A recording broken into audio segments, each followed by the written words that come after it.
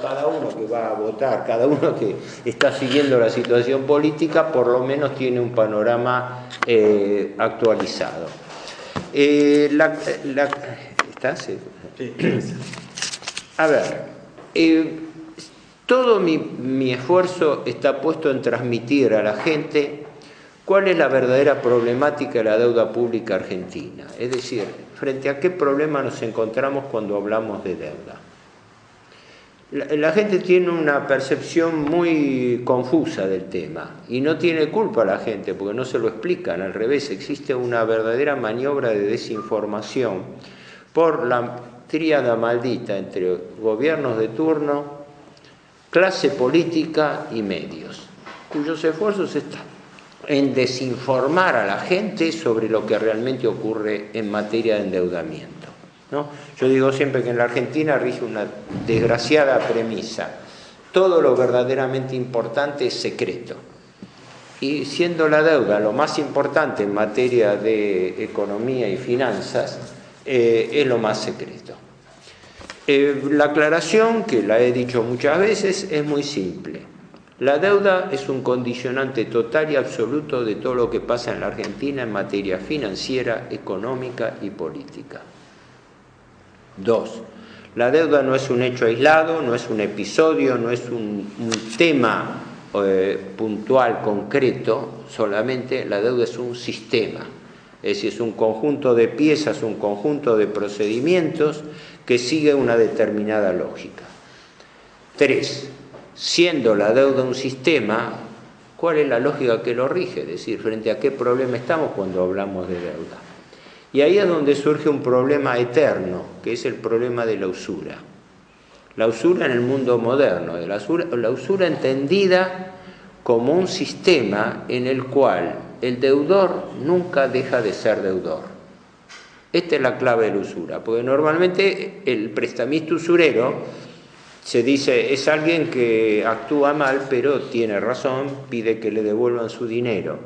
Y en el mundo moderno no es así. En el mundo moderno, en un mundo donde hay cada vez más pobres, hay cada vez más hambre, lo que principalmente sobra en el mundo es dinero. Hay exceso de dinero en el mundo, lo que se llama exceso de liquidez. Sobra dinero en el mundo, en un mundo donde cada vez aumenta más la pobreza, el hambre, la marginación. Esta es la gran asimetría. Y eso es producto de la usura, porque la usura, entendida como es en profundidad, no es solamente el mayor poder que tiene el acreedor sobre el deudor.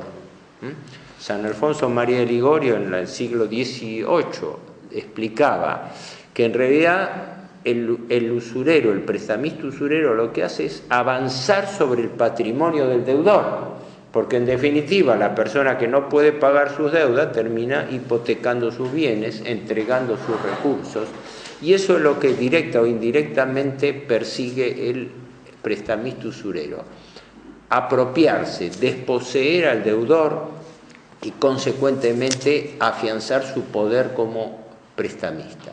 Por eso esta es la premisa que yo siempre señalo. La verdadera lógica final de la usura que persigue el prestamista no es que el deudor pueda pagar la deuda, sino al revés, que no la pueda pagar nunca. Y este es el caso de la deuda argentina.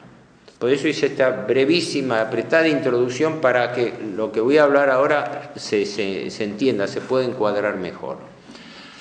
Datos oficiales.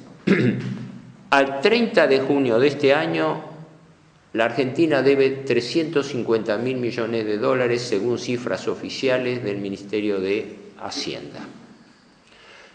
No toda la deuda está en dólares, pero el 80% de la deuda pública está en moneda extranjera. Principalmente dólares, secundariamente euros y después otras monedas que van desde libras, yenes, francos suizos, pero en conjunto la deuda pública del país, esos 350.000 millones de dólares, que es la última cifra oficial actualizada, esa deuda está mayoritariamente en moneda extranjera. Esto es el principal factor de vulnerabilidad de la deuda argentina, porque el Estado recauda en pesos, pero la deuda y sus intereses la tiene que pagar en dólares. y cuando, como ha ocurrido y ha venido ocurriendo desde el año pasado hasta la fecha, se producen macro devaluaciones, el país entra en cesación de pago porque no tiene forma de que el dinero que recaude le alcance para compensar no solamente el capital, sino los intereses que tiene que pagar por esa deuda que viene en moneda extranjera. Más de la mitad de los intereses que se pagan son en moneda extranjera. Unos poquísimos datos, y una aclaración importantísima. Ojo que cuando hablamos de la deuda nos estamos refiriendo solamente a la deuda en cabeza del Estado central. Acá no está la deuda consolidada de provincias, municipios, no está la deuda de empresas del Estado, de organismos nacionales, de fondos fiduciarios, no está el agujero negro de los juicios contra el Estado perdidos con sentencia en firme y no está la deuda del Banco Central. Los únicos tres datos que tenemos son Estado Central, 350.000 millones de dólares. Banco Central, que es una cuenta separada, 74.000 millones de dólares más. Consolidado de las provincias, unos 30.000 millones de dólares. Así que si de los tres datos conocidos, Estado Central 350, Banco Central 74, provincias 30, tenemos que la deuda nacional pasaría a los 450.000 millones de dólares. El PBI, la riqueza que produce el país, estaría entre 380 y 400. O sea, las cifras reales nos darían que el endeudamiento es superior a toda la riqueza que produce el país en un año, como punto de referencia. Pero no los quiero marear con números, y menos si no tengo pizarrón, porque si por ahí uno tenía pizarrón, garabateaba algunos números. Pero el propósito no es que ustedes retengan las cifras, es que tengan una idea comparativa. Porque, caso concreto, el país debe 300, siempre ateniéndonos, decimos, al gobierno central, o sea, el gobierno nacional, el gobierno Macri. El país debe 350.000 millones de dólares. Este año, por presupuesto, para el año que entró el presupuesto 2020, se prevé que le caen vencimientos al país de capital por 52.000 millones de dólares. O sea, una quinta parte de ese total de deuda habría que pagarlo el año que viene. En mi opinión se quedaron cortos, los vencimientos son mucho mayor que eso, pero las cifras oficiales dicen que el presupuesto capital que vence el año que viene, que se tiene que pagar, 52.000 millones de dólares. Pregunta, ¿cuánto de esos dólares se paga, se amortiza, se cancela? 0 centavos. Hasta el último centavo de capital que vence, se cancela con nueva deuda. Es decir, yo Estado retiro un bono viejo y entrego un bono nuevo. Y además, el presupuesto prevé que se va a tomar, además de renovar toda la deuda que vence hasta el último centavo, se va a tomar 43.000 millones de dólares más de deuda pública nueva. Como pueden ver ustedes, ya estamos en un plano surrealista. Un deudor, la Argentina, no puede pagar un centavo de capital, pero está previendo no solamente renovarla totalmente, sino además tomar 43.000 millones de dólares más. Estamos que en un año se tienen que colocar casi 95 y pico de mil millones. Quienes le prestan a la Argentina no son nenes de pecho, son grandes fondos de inversión especializados, bancos, brokers internacionales. Esta gente no come vidrio, esta gente no puede prestar a un país que no puede pagar. Por eso yo aclaraba cuál es la lógica de la usura. Esta gente no espera que la Argentina le pague su deuda. Esta gente está renegociando, ¿no? Caso concreto, el mismo candidato presidencial, Alberto Fernández, lo declaró él, ya lo repitió varias veces en conferencia de prensa, ya tiene 12 o 13 ofertas de grupos financieros internacionales que se están peleando a los codazos a ver quién le pilotea la próxima reestructuración de deuda. llamándose reestructuración de deuda, los canjes de deuda, ¿no? Quienes administran todo este enjuague, que es un enjuague financieramente complicado, donde el país le vencen un montón de bonos, le vencen un montón de obligaciones, y hay que consolidarla y reemplazarla por otro montón de obligaciones, y todo eso bajo condiciones de repactar montos, tipo de tasa de interés, todo eso, toda esa complejidad es lo que hace años ya el doctor Eduardo Conesa, que estudiaba, dice, esto es el club de la deuda. Dice, acá hay que entender que hay un submundo financiero que vive de prestarle al Estado y vive de coordinar estas periódicas reestructuraciones. Por eso la Argentina está metida en esta trampa de endeudamiento perpetuo hace 40 años. Desde el año, aparte de sus antecedentes históricos del empréstito Baring, pero en la etapa contemporánea, desde 1976 hasta la fecha, más de 40 años, la deuda no ha parado de crecer, periódicamente se producen crisis, las crisis dan lugares a megacanjes, todos los megacanjes son vendidos como operaciones exitosas, todos fracasan y luego el ciclo vuelve a empezar. Y ahora nosotros estamos en víspera de un nuevo megacanje, ¿no? Que pienso que puede ser un nuevo plan Brady o peor que un nuevo plan Brady, porque hay bienes activos en juego muy importantes. Pero entonces, vuelvo al razonamiento. Vencen 52.000 millones de dólares, se refinancian. Además, se espera tomar 43.000 millones de dólares más. O sea, un deudor que no puede pagar su deuda está planificando tomar casi otro tanto de deuda como el que le vence. Entonces, ¿los acreedores comen vidrio o qué esperan esto? La clave de los acreedores no es la devolución del capital, es el pago de los intereses. Eso es lo que realmente está en juego. Cuando adviene el gobierno Macri, el país en el año 2015 pagaba unos 10.000 millones de dólares de intereses. Hoy el Estado Central está pagando 20.000. Está pagando el doble de intereses. Según el presupuesto, en pesos, es 1.200.000 millones de pesos. Presupuesto de intereses que se pagan. O sea, el capital se refinancia. Es lo mismo que, para poner una comparación gráfica, alguien tiene una deuda, una tarjeta de crédito, le vencen 1.200.000 pesos. Imposible pagarla. La refinancia. Los bancos son buenos, se lo refinancian, porque ellos, cuanto más refinancian, más intereses ganan, ¿no? No les interesa que le devuelvan el capital. Ese dinero que se paga por intereses en el Estado, 1.200.000 millones de pesos, es el principal gasto público del Estado argentino. Porque normalmente se dice que el principal gasto es el gasto previsional en jubilaciones. Y es cierto, en jubilaciones se gastan unos 2.400.000. Pero olvidan decir que el sistema jubilatorio también tiene sus ingresos. Entonces, gasto público de jubilaciones y pensiones, 2.400.000. Ingresos del ANSES, 1.800.000. El saldo neto, es decir, el déficit neto del sistema previsional son 600.000 millones de pesos. Por intereses se paga el doble.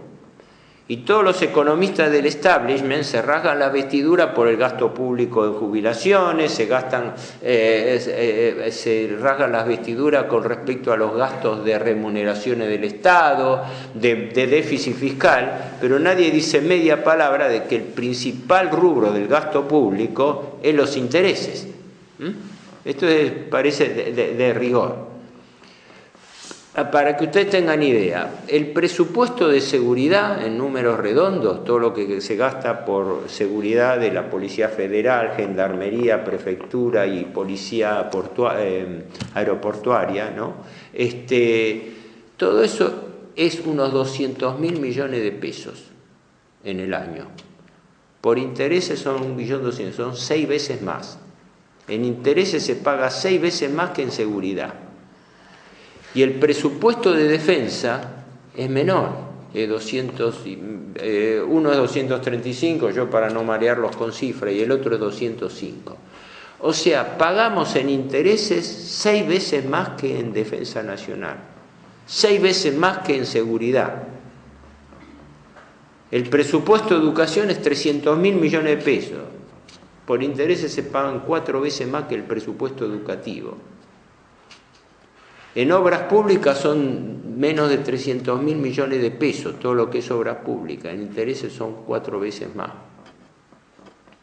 Piensen ustedes lo siguiente, lo que se paga en intereses es plata perdida para el Estado. Si esa misma plata que se paga en intereses se utilizara para construir obras públicas, significaría eso que la economía se reactiva, que hay producción, que hay trabajo, que hay aumento del consumo. Haciendo un promedio, 1.200.000 millones de pesos son 3.000 millones de pesos por día que se pagan de intereses. Y yo lo aclaro esto siempre, lo he puesto este mismo ejemplo deliberadamente irritante, de que construir un hospital de mediana complejidad totalmente equipado sale 1.200 millones de pesos aproximadamente. O sea que con lo que se paga de intereses se podrían construir 3 hospitales, con lo que se paga de intereses en un día, se podrían construir 36 escuelas.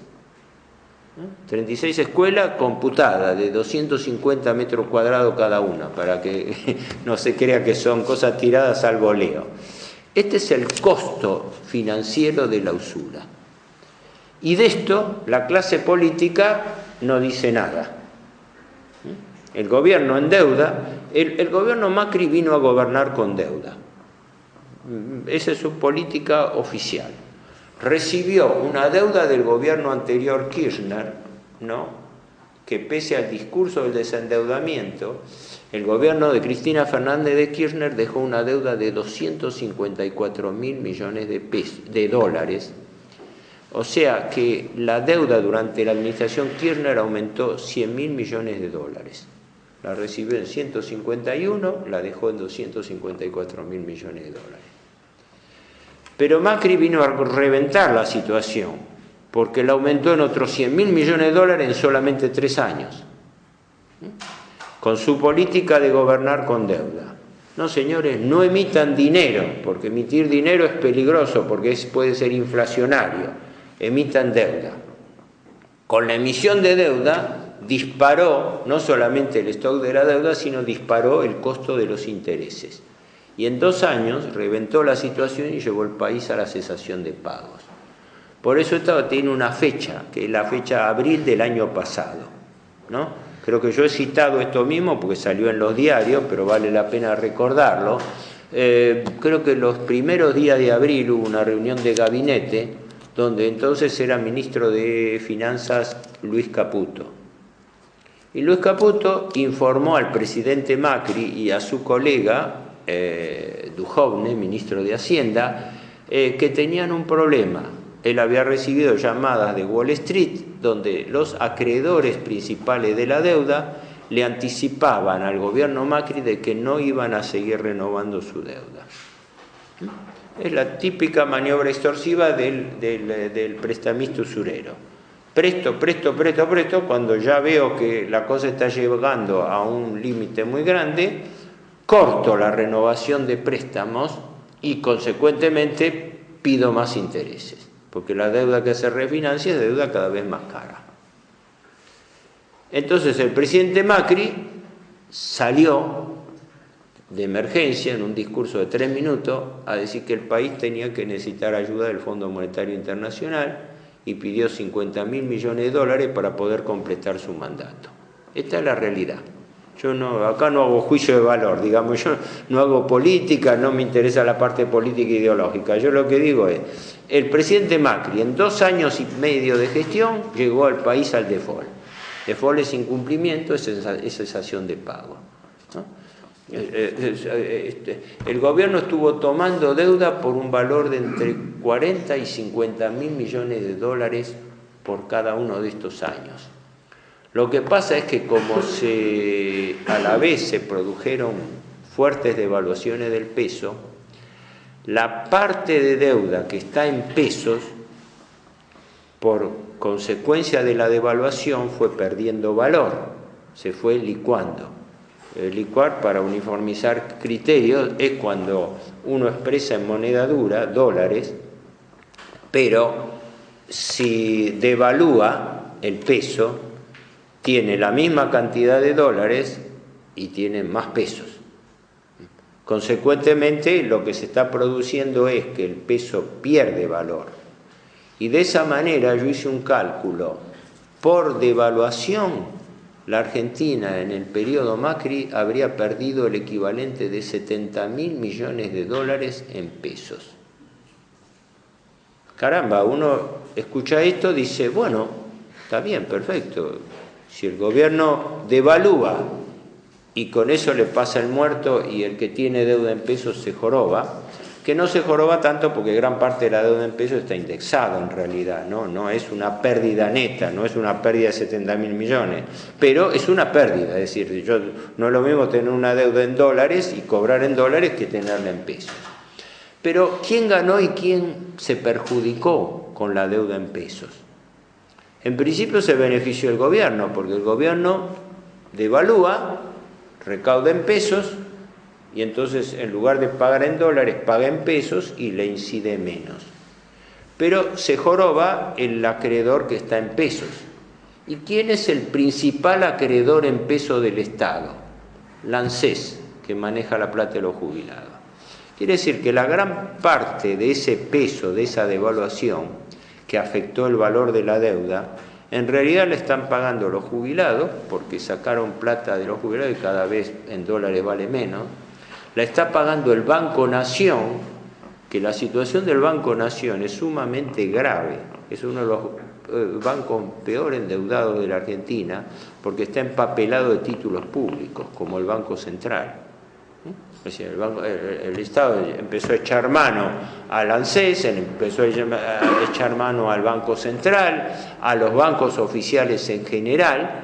Esto ya había empezado fuertemente con el gobierno Kirchner, y vino el gobierno Macri y lo reventó. Lo reventó, quiere decir, es decir, hay límites en el cual una deuda puede ser sostenida o no. Entonces, todo esto para darles a ustedes un apretadísimo cuadro de situación de dónde estamos parados con respecto a el endeudamiento.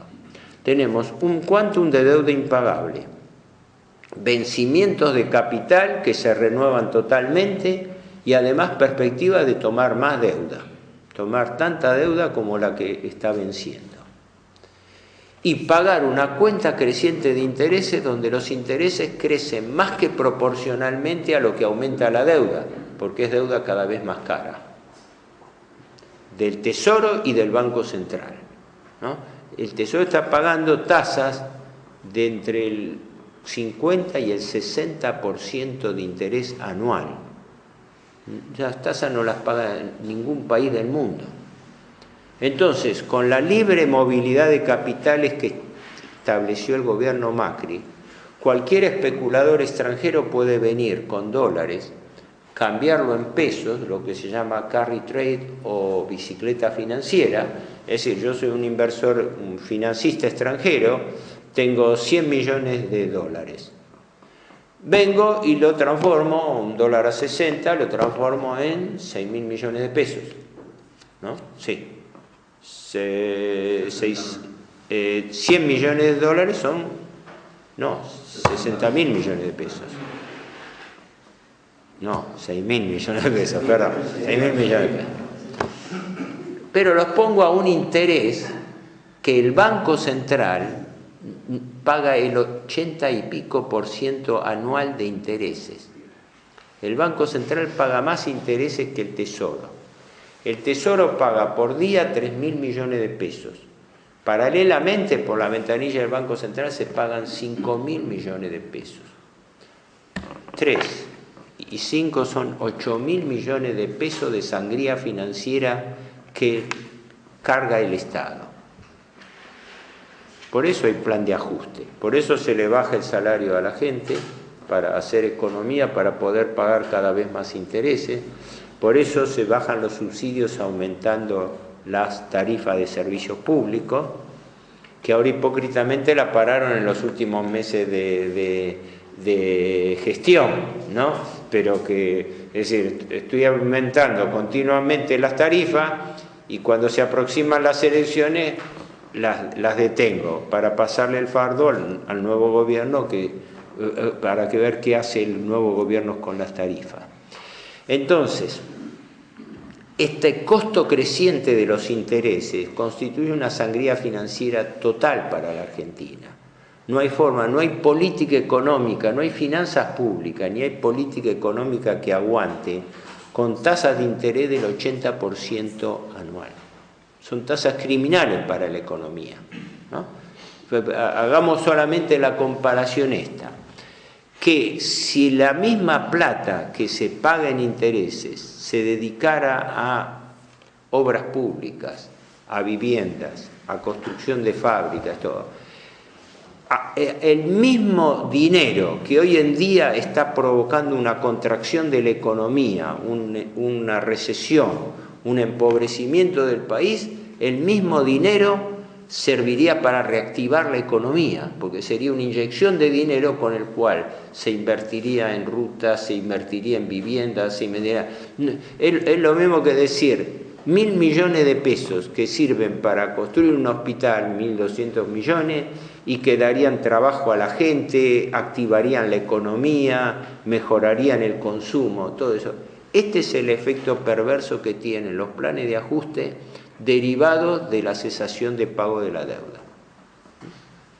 El viejo refrán bíblico de que el que recibe prestado es siervo del prestamista, de quien presta. Esto es la imagen típica de la Argentina. Entonces tenemos un perfecto círculo vicioso donde tenemos un alto déficit fiscal. Para cubrir ese déficit fiscal se toma deuda. Pero la deuda no solamente aumenta el stock de deuda, sino aumenta el gasto público de intereses. Los intereses son el principal rubro del gasto público. 4 de cada 10 pesos que gasta la administración central son para pagar intereses. Textual, 43% del gasto público de la administración central se dedican a pagar intereses. Y la mayoría de esos intereses o se cobran o se capitalizan por anatocismo. Quiere decir que el interés que no se paga se suma al capital. El anatocismo es el interés compuesto, ¿no? O sea, el interés que correspondería a cobrar como un plazo fijo. Yo pongo un plazo fijo, me dan tanto de intereses, no retiro los intereses, sino que los capitalizo, los renuevo con intereses. Es decir, eso es la capitalización por interés compuesto del anatocismo. La gente no lo sabe, pero un 20% de los intereses no se pueden pagar y se capitalizan por anatocismo. Son unos 200.000 millones de pesos. Estamos hablando de cifras de locura, cifra donde es la usura pura funcionando a pleno. Esto, más allá de la herencia recibida, esto Macri lo hizo. Porque paradójicamente, cuando asume el gobierno Macri, no sé si recuerdan, en el único punto en que se le transige que, bueno, las cosas que heredó de la administración kirchnerista no eran tan malas, era el alivio que le había dejado el gobierno kirchnerista en la deuda pública, porque el gobierno kirchnerista fue el gobierno que más deuda externa pagó. Pero pagaba deuda externa, es verdad, para liberarse de acreedores externos, pero canjeándola por deuda interna. Es decir, yo le pagaba a acreedores extranjeros para atender los compromisos externos. La misma presidenta Cristina Kirchner dijo, dice, Argentina debiera ser llamada pagadora serial, porque es el país que más ha pagado deuda. Y objetivamente tenía razón. El argumento era, paguemos a los acreedores externos para tener menos presión externa Pero como no tenemos de dónde sacar la plata, aumentamos la deuda interna y como no tenemos gente que nos preste, empezamos a sacar plata del Banco Central, del ANSES, del Banco Nación, etc. Y se fue creando la bola de nieve de la deuda interestado. Y por eso creció la deuda del Banco Central, porque el Banco Central le prestaba las divisas al Estado para que el Estado pague deuda externa, pero después el Banco Central la tenía que reponer esas divisas. Y para reponer las divisas empezó a endeudarse en LEBAC, las letras a 30 días. El gobierno Macri viene y el mismo procedimiento que usaba el kirchnerismo, lo multiplica por 5. El señor Sturzenegger llega y en ese momento la deuda por LEBAC era unos 346.000 millones de pesos. En 2 años la multiplica por 5, la lleva a 1.500.000.000. Reventó la situación. La única diferencia es que el señor Sturzenegger vio que la cosa se ponía pesada, renunció, se fue, está tranquilo en su casa, nadie le dice nada, nadie le molesta para nada. O sea, la impunidad del poder, ¿verdad? La impunidad de qué significa, es decir, como nadie pide explicaciones. Como hasta 2 meses antes de su renuncia estaba diciendo que la inflación estaba controlada, que la inflación núcleo daba menor. La inflación núcleo es la inflación que se toma sin componentes estacionales, ¿no? Que es una forma de medir la inflación.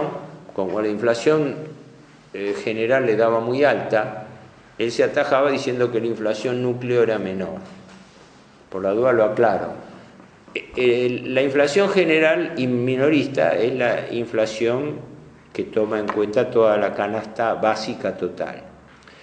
Dentro de eso hay productos que son estacionales, frutas, verduras, hortalizas, que varían su precio durante el año. Y hay también precios regulados, que son las tarifas de servicios públicos. La inflación núcleo es la inflación sin tomar en cuenta los productos estacionales ni las tarifas. Para decir, esta es la inflación pura que tiene el gobierno. Para el ciudadano medio no le sirve para nada, porque el ciudadano medio paga a su costo con la inflación. Pero a los fines de medición se lo confundía diciéndole, no, pero la inflación núcleo está bien.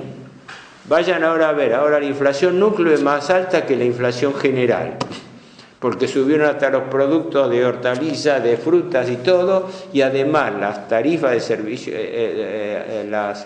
los subsidios por tarifas de servicio público bajaron, pero la inflación núcleo siguió subiendo.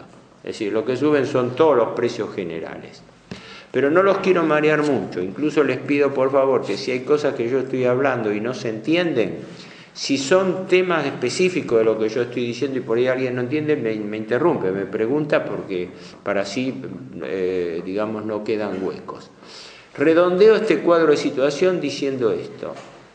La Argentina está metida en una trampa de deuda perpetua, donde esto lleva a un círculo vicioso, donde el círculo vicioso consiste en una retroalimentación permanente de la deuda que vence, y un aumento sistemático de la deuda que se va tomando nueva. Y además, en un aumento más que proporcional de los intereses que van constituyendo una sangría financiera. El Banco Central es la otra cara de la moneda, es la cara oculta de la luna. El Banco Central, como dije, paga más intereses que el Tesoro. El Tesoro paga 3.000 millones de pesos por día. El Banco Central paga 5.000. Tiene cerca de 3 billones de pesos, que la mitad son LELIQ que vencen a 7 días de plazo y la otra mitad son pases pasivos que vencen a 1 día de plazo. A ver, señores, si yo o cualquier persona va y se sienta en el escritorio del Banco Central, lo único que tiene es una máquina de pagar intereses, donde todos los días le está venciendo 1,5 billones de pesos de pases pasivos y más de 300.000 millones de pesos de LELIQ. Perdonen que los mareé con tantos números, el objeto no es que ustedes retengan los números, ni aunque se los hubiera escrito, pero sí que tengan una idea de la magnitud del endeudamiento impagable en que está metida la Argentina. Porque yo digo que estamos en una trampa insoluble de deuda perpetua. Y la administración Macri vino a reventar esta situación, porque con la política de gobernar con deuda llegó a lo que se produjo el año pasado. Llegó un momento en que cuando los acreedores, que son fondos de inversión, son grupos financieros especializados, ven que el país ya entra a teclear, empiezan la retirada estratégica, empiezan a retirar dinero a irse del país. Fíjense ustedes lo siguiente. En el mes de agosto, desde principios de agosto, con las PASO hasta ahora, salieron del país 18.000 millones de dólares. Esto está ocurriendo ahora bajo nuestras narices, ¿no? Los diarios lo consignan en las pequeñas cosas, pero 18.000 millones. Desde que vino la administración Macri, salieron del país 80.000 millones de dólares. Esto está ocurriendo aquí y ahora. Sin embargo, toda la tríada de formación o de desinformación pública no dice media palabra de esto.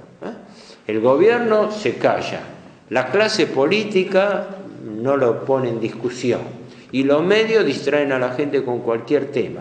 Pero esta sangría financiera la está pagando todo. ¿Y cómo la paga el pueblo argentino? La paga a través de la inflación. Porque mientras el salario va perdiendo valor todos los días, carcomido por la inflación, en la Argentina está habiendo la mayor transferencia financiera de ingreso de la historia, para decirlo gráficamente. La misma plata, el mismo quantum de plata que está perdiendo la gente porque le están licuando los salarios. No nos olvidemos que la inflación le carcome los ingresos, nos carcome los ingresos todos los días. Y los aumentos son aumentos compensatorios que se dan a posteriori, se dan en cuotas y se dan en menor proporción de lo que aumentaron los precios. Es una forma de saqueo organizado, es decir, la inflación va mermándole poder de compra todos los días y los recuperos vienen en cuotas a futuro y menores que la inflación, porque esa es la premisa de los sueldos tienen que aumentar menor que lo que aumentan los precios. Por ende, se está produciendo en la Argentina la mayor caída del salario real probablemente de la historia. El año pasado el salario real, o sea, salario real es el salario nominal menos la inflación, descontada la inflación, ¿cuánto es el neto que es realmente? El año pasado, en promedio, los salarios cayeron un 15%. En promedio, porque hay sectores que perdieron el 12% y sectores que perdieron el 22%. Por ejemplo, los docentes estaban entre los que tenían una de las mayores pérdidas salariales, que ahora lo recompusieron en parte a comienzos de este año, pero creo que la pérdida del salario docente andaba arriba del 20%, 22%, o sea, no es uniforme para todos, hay sectores, no, y hay sectores incluso privilegiados, los sectores petroleros, por ejemplo, y los sectores bancarios, que han obtenido grandes ganancias porque son los rubros que van adelante. Para que ustedes se den cuenta, y volvió a pasar este año, la economía argentina cayó el año pasado y cae más este año. Todos los sectores, salvo mínimas excepciones, todos los sectores han perdido plata, han caído, han tenido crecimiento negativo. Miles, decenas de miles de empresas, sobre todo pymes, han cerrado y siguen cerrando. Pero hay una excepción. Hay un sector que el año pasado no solamente no tuvo pérdida, sino que tuvo récord de ganancia, que ganó el 121% comparado contra el 2017. Ese sector que mientras todo el mundo se empobrecía, entraba en recesión, ganaba 121%, es el sector financiero bancario. Más claro, échenle agua. Es decir, quiénes son ganadores y quiénes son perdedores en este sistema de la deuda. Por eso, la usura de la deuda se termina transmitiendo a la usura sobre el pueblo argentino. Esto es real, esto no es político ideológico, yo no hago ni me interesa hacer. Esto es lo que llamo siempre el valor político de sentido común. 2 más 2 son 4 acá y en la China. Esto es lo que le están sacando a la gente hoy. Y tan grave que un gobierno lo haga es que quienes quieran sucederlo, todos los candidatos de la clase política, no lo estén denunciando. Porque si yo fuera candidato de la oposición, si pudiera tener voz para hacerlo, estaría a los gritos diciendo que el gobierno está generando la peor herencia que otro gobierno pueda recibir.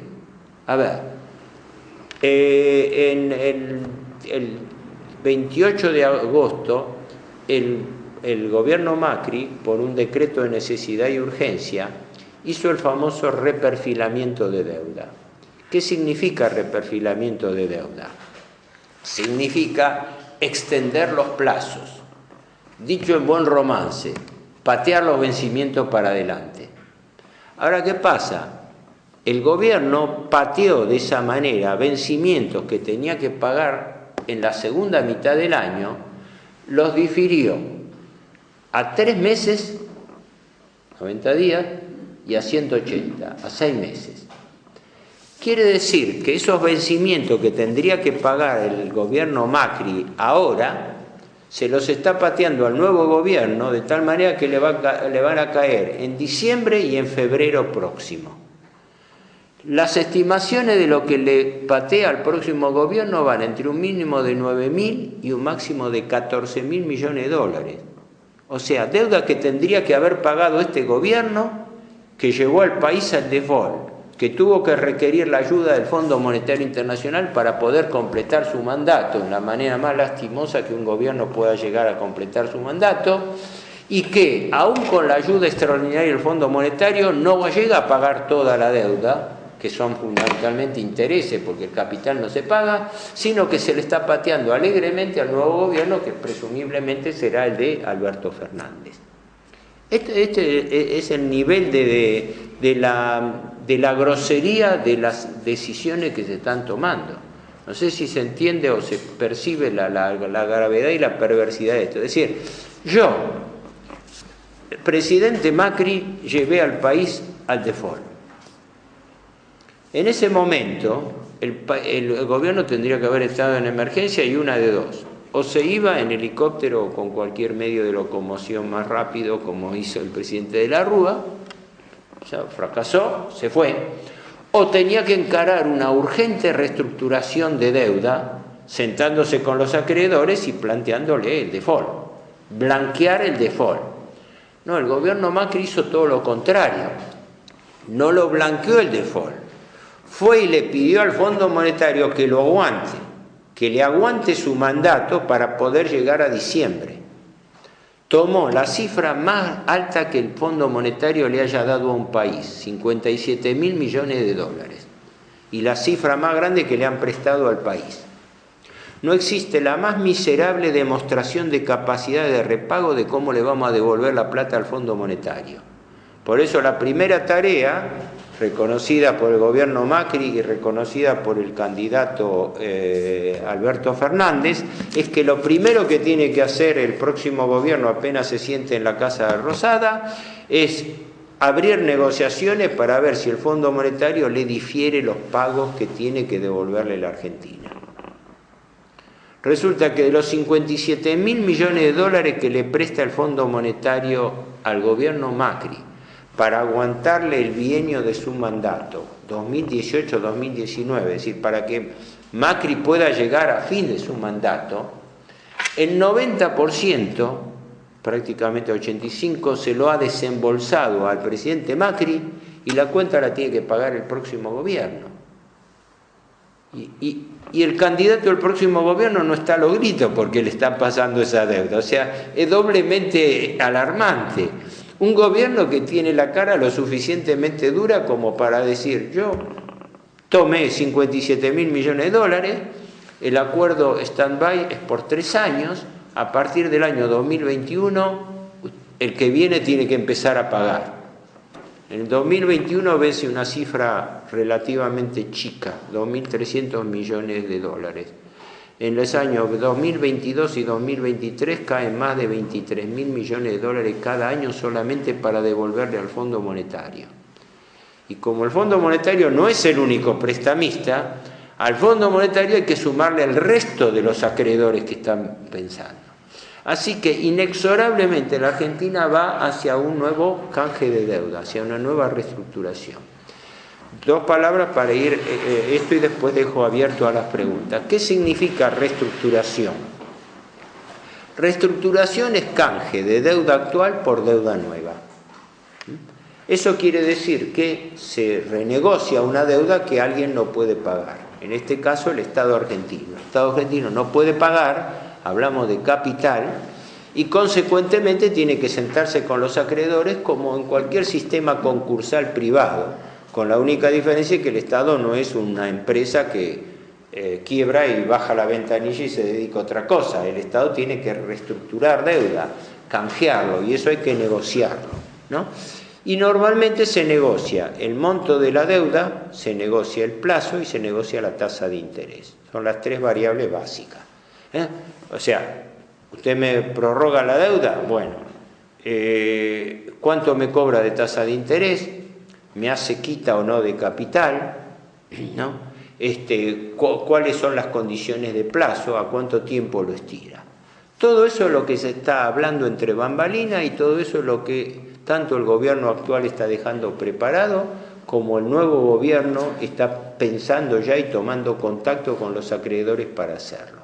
Todo eso se maneja en secreto y en consecuencia cuando el gobierno saca este decreto de reperfilamiento, entendamos bien, ¿qué es reperfilamiento? Reperfilamiento es estirar los plazos. ¿Qué pasa con el capital y qué pasa con los intereses? Porque resulta que yo escribí un trabajo recientemente sobre esto. La deuda argentina es la deuda más cara del mundo.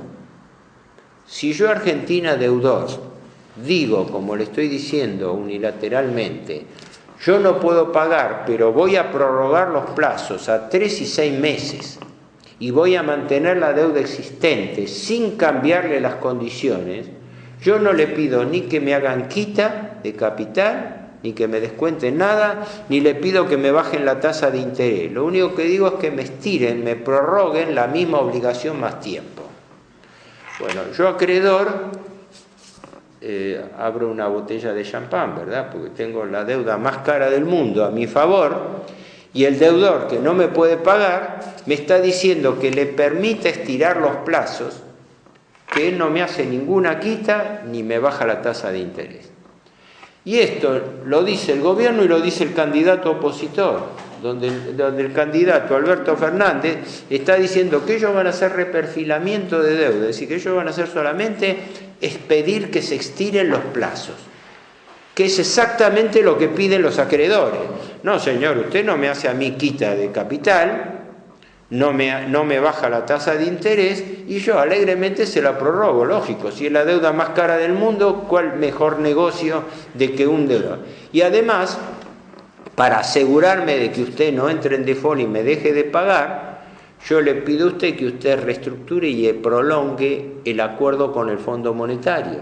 Porque el Fondo Monetario, el rol del Fondo Monetario es ser auditor del interés de los acreedores. Entonces el Fondo Monetario no le prestó esos 50 y pico de mil millones al país por su linda cara, ni para que el país salga del brete. Se los presta porque el Fondo Monetario no ayuda a los países, ayuda a los acreedores de los países, para que los acreedores de los países no vean interrumpido su flujo de ganancia.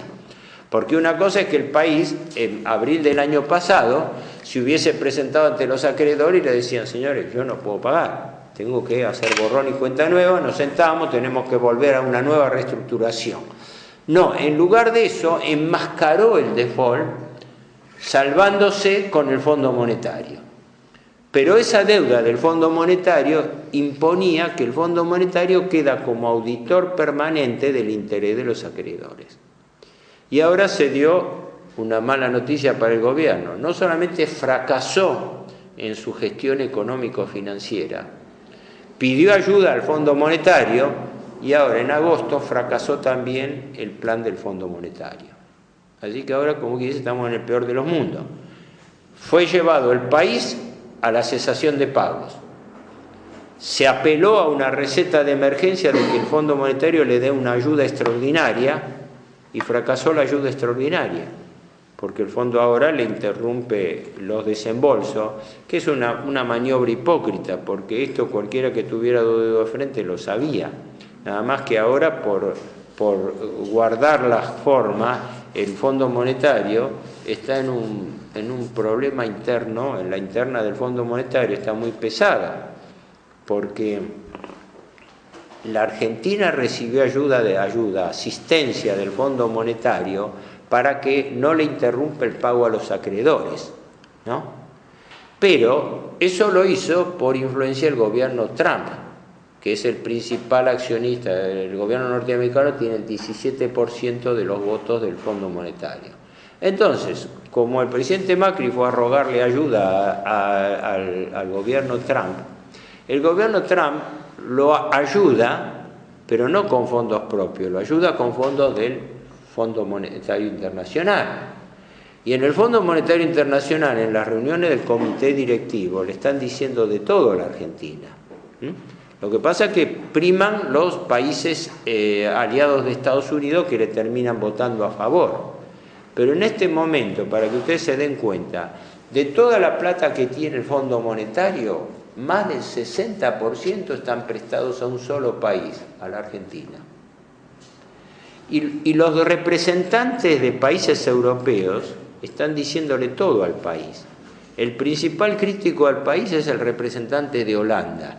Que me da risa porque decían que a ver si hablaban con la reina Máxima, que es argentina, a ver si lo podían tratar mejor, porque el representante de Holanda era el más crítico y brutal contra la Argentina, fue el que estaba a los gritos en la reunión del fondo diciendo: el fondo está despilfarrando la plata del fondo del coso porque se lo está prestando a un país insolvente que va a clavar al fondo y todo. Bueno, dicho y hecho. Ahora por eso están hablando de cambiar el préstamo stand-by, que es a 3 años, por otro de mayor plazo, que se llama de facilidades extendidas, que puede ser de 5 a 10 años. ¿Por qué? Porque al fondo no le interesa que le devuelvan la plata. Al fondo lo que le interesa, y a los acreedores, es seguir siendo el auditor de la Argentina permanentemente. Mientras el país tiene deuda con el fondo lo audita. Era lo que se había querido salvar el gobierno Kirchner, sin dejar de salir del sistema, pero no le debía plata al Fondo Monetario, le pagó privilegiadamente al Fondo Monetario.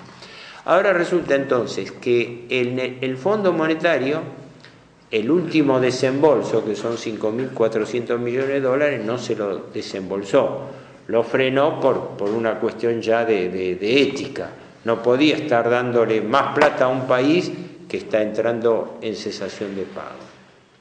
Fíjense lo siguiente, un gobierno que vino prometiendo eliminar la pobreza, eliminarla, que le dijeron era un exagerado, cuando habló no habló de bajar la pobreza, habló de eliminarla, que habló de una lluvia de dólares, que habló, un gobierno que no deja una sola variable económico-financiera positiva.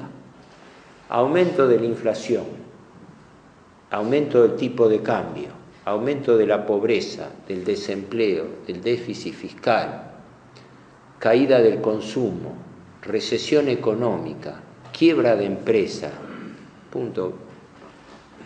Es un estado de destrucción económica que queda el país. Frente a la incertidumbre de un probable ganador de las elecciones, yo no tengo filiación política y no me convence ni el gobierno actual ni el posible sucesor, ¿no? Pero con una perspectiva de que el gobierno que lo suceda no tenga la mínima coherencia como para desarrollar una política de alternativa. Porque la principal duda política es si la coalición de la fórmula Fernández-Fernández va a poder funcionar en la práctica. Entre un sector más ligado al establishment, que es el de Alberto Fernández, y un sector más militante de la Cámpora, etcétera, cercano a Cristina Kirchner. Es decir, quien vea esto objetivamente ve que esto no cierra ni del lado de un gobierno que fracasó, Macri, ni del lado de sus posibles reemplazantes, que no muestra la coherencia. Y yo agrego un componente peor todavía, con un candidato como Alberto Fernández que está adhiriendo al discurso gubernamental, porque el candidato Alberto Fernández está diciendo que su objetivo es el reperfilamiento de la deuda y le está prometiendo a los acreedores que nosotros vamos a negociar el reperfilamiento, es decir, estirar los plazos, pero sin quita de capital y sin baja de intereses. O sea, le promete a los acreedores usureros el mejor de los mundos. Decirle, y además la Argentina tiene voluntad de pagar, la Argentina quiere seguir insertada al mundo, la Argentina quiere que vengan capitales, etcétera, etcétera. O sea, este es el panorama en lo inmediato que hay. Yo quiero dejar lugar a las preguntas, no sé si me extendí más de la cuenta en mi exposición, pero no sé si lo logré, porque a lo mejor espero no haberles hecho un matete muy grande con todas las cosas que le tiré, que por ahí no se pueden digerir todas de golpe, pero el propósito mío es darles a ustedes un panorama lo más frío, lo más crudo, lo más objetivamente posible de que en qué lugar estamos parados. Esta es la realidad, ¿no? Acá no hay optimismo ni pesimismo. Acá hay realidades, acá hay números, acá hay estructuras de poder que están operando y hay proyecciones políticas. Es decir, estas son las perspectivas y las proyecciones políticas que se afrontan, que va a tener que afrontar el nuevo gobierno.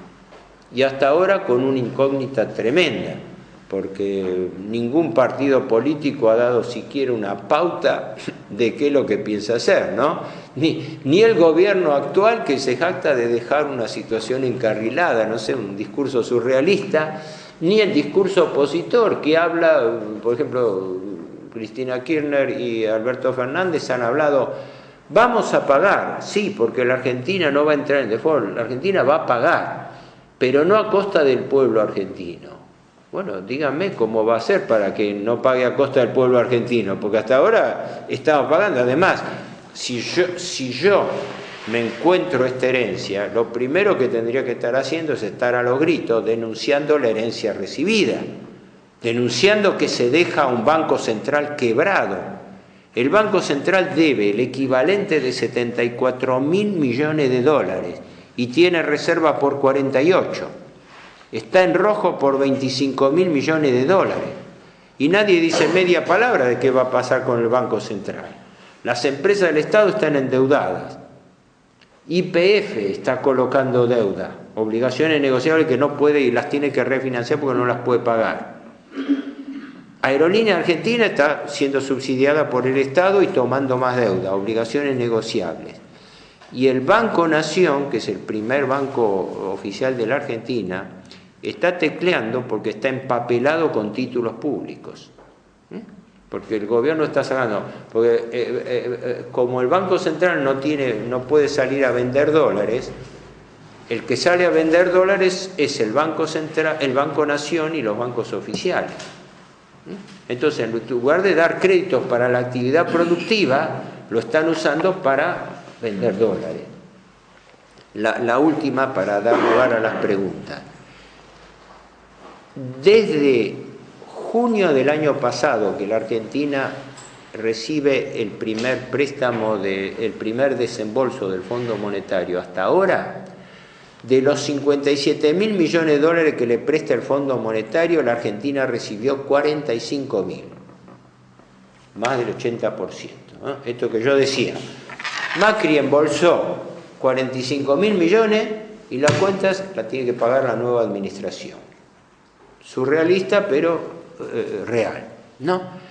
Pero de esos 45.000 millones, 34.000 millones no fueron al Estado, fueron a venderse en el mercado de cambiario, vendiendo los dólares que se tomaron prestados al mercado cambiario.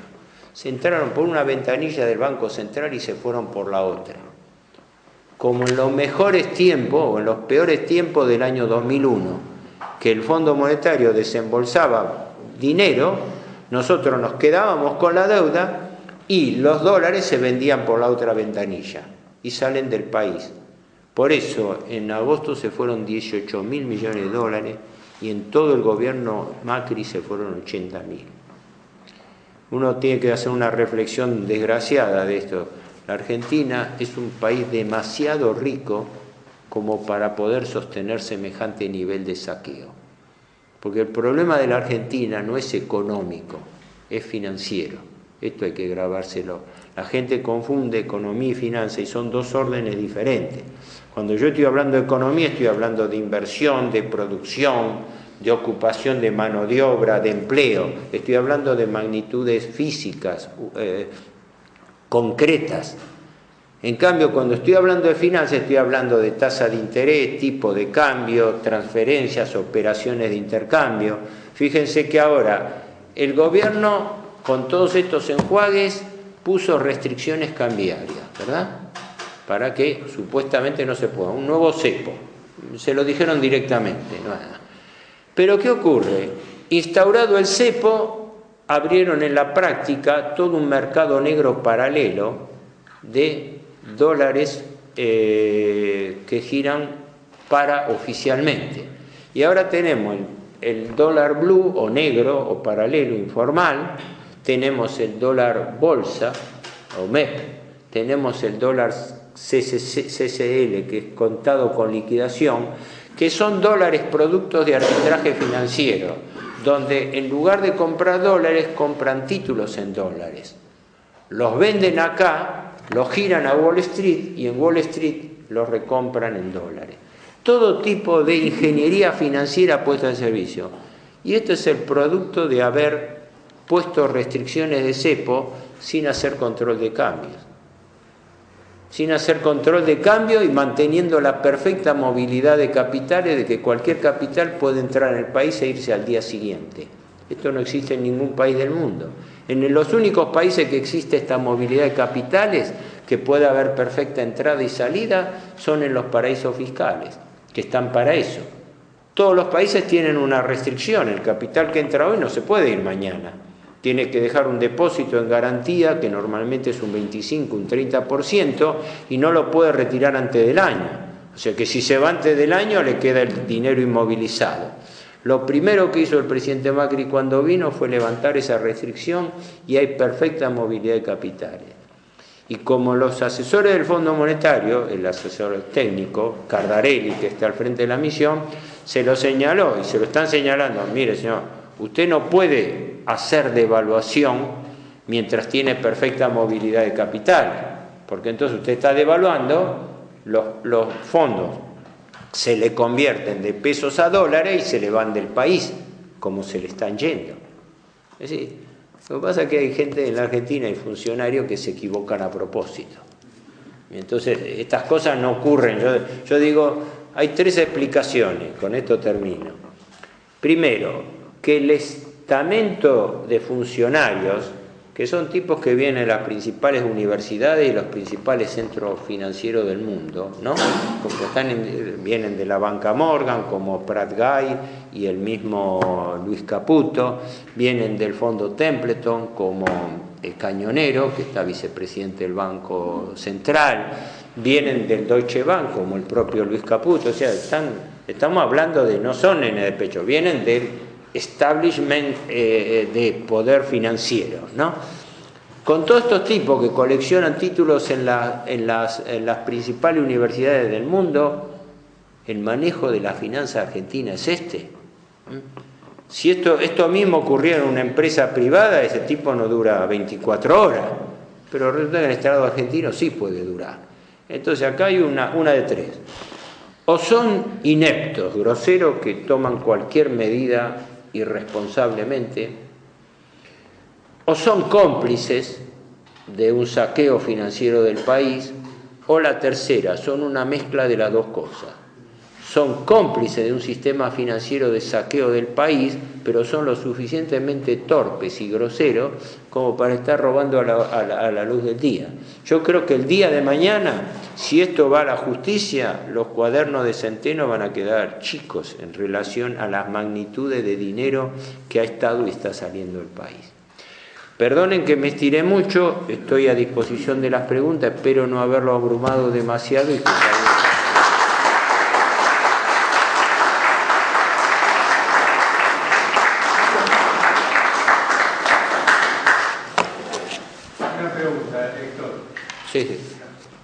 Sí. ¿Cuál es el fenómeno?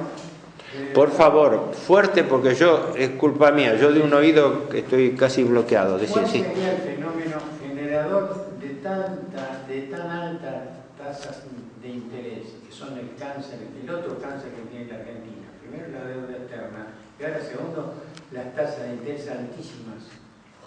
¿Cuál es el fenómeno generador?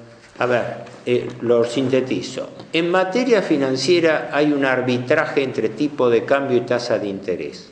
Esto quiere decir, esto lo ve uno en la economía hasta hogareña. ¿Qué hago? ¿Pongo a plazo fijo a tasa de interés o compro dólares? Para decirlo en términos muy simples. Esto mismo rige a nivel de la deuda del Banco Central. La deuda del Banco Central está en pesos, las LELIQ y pases pasivos, y suman casi 3 billones de pesos, pero billones de los nuestros, de los latinos, no de los anglosajones, que son miles de millones, son millones de millones, o sea, 3 billones de pesos. Esas LELIQ están colocadas a casi el 80%, ahora bajaron a 77, 76, pero siguen siendo las más altas del mundo. Cuando se fue Sturzenegger el año pasado, se armó un escándalo porque Sturzenegger había llevado las tasas que estaban en el 28%, las llevó al 32%.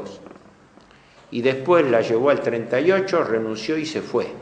Y todo el mundo se rasgó la vestidura, la Unión Industrial, diciendo, con tasa del 38% no hay economía que aguante. Hoy tenemos el 77%, ¿no? O sea, no hay límite. Lo que vos preguntás entra en lo que es el problema del arbitraje entre tipo de cambio y tasa de interés. Es decir, este circuito perverso de que el Banco Central aumenta las tasas de interés.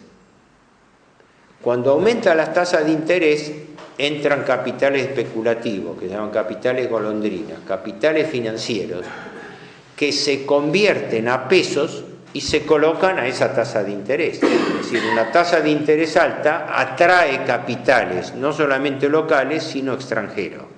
Sí. Perdón, ¿es arbitrario que el Banco Central es arbitrario o no? ¿En base a qué el Banco Central dispone? Bueno, en mi opinión, porque en mi opinión personal, porque los funcionarios del Banco Central son empleados de los bancos acreedores que están haciendo ese negocio. Entonces, suben las tasas de interés. Al subir las tasas de interés, entran capitales especulativos. Se cambian a pesos, pero traen una exigencia. Pero ustedes me estabilizan el dólar, porque yo quiero entrar y salir con el mismo dólar. No me vaya a hacer que entre que yo entro con un dólar hay una devaluación y yo cuando me voy no es que pierdo plata, pero dejo de ganar algo más. Entonces estamos administrados económicamente, directamente por delincuentes, lo que vos acabas de decir al final. Sí, yo lo que explico es cuál es el mecanismo de robo. Es decir, esto yo lo he planteado en estos términos. Esto es como estar en el mostrador de un negocio que uno quiere administrar y mientras uno está atendiendo a la gente, los ladrones están llevando el botín de la caja y nadie dice nada. Eso es así, es querer administrar un país sin plata, no se puede hacer. Bueno, y por eso está la Argentina como está, sostenida por el mismo reciclado de dinero que está. Pero redondeo lo que vos me decías. Fíjate vos el circuito perverso que se hace. Yo, Banco Central, subo las tasas de interés. Entonces atraigo capitales. Estas tasas de interés no se pagan en ningún país del mundo. Pero como estas tasas de interés corresponden a sectores muy poderosos aliados del gobierno, ¿no? le exigen que el gobierno les mantenga la estabilidad del cambio, para que no tener sorpresas entre la entrada y la salida. Porque si no le mantiene la tasa de interés, se retiran abruptamente, entonces se le dispara el tipo de cambio se desboca, se traslada a los precios y le dispara la inflación. Así que la tríada maldita perfecta: tipo de cambio, tasa de interés e inflación. Si yo muevo una variable, se me mueven las otras dos. Entonces viene la pregunta del millón: ¿y cuál de las tres variables manda?